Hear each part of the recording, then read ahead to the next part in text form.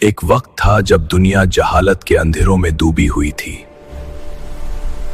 انسان اپنی قوت پر غرور کرتا تھا، کمزور کو کچل دیا جاتا تھا، اور سچ صرف چند لوگوں کے دلوں میں زندہ تھا۔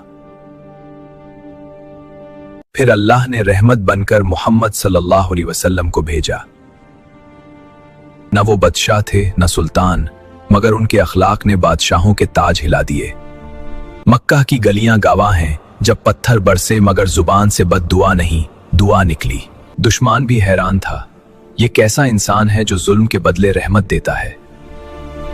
اسلام نے سکھایا، انسان کی پہچان اس کا نسب نہیں، تقویٰ ہے۔ سب برابر ہیں، غلام ہو یا آقا، اور سب سے بہترین وہ ہے جو اخلاق میں بہتر ہو۔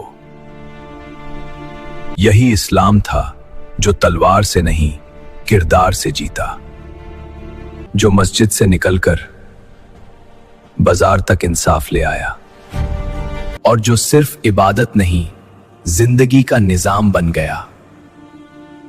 آج جب دنیا پھر بے چین ہے، اسلام ہمیں یاد دلاتا ہے،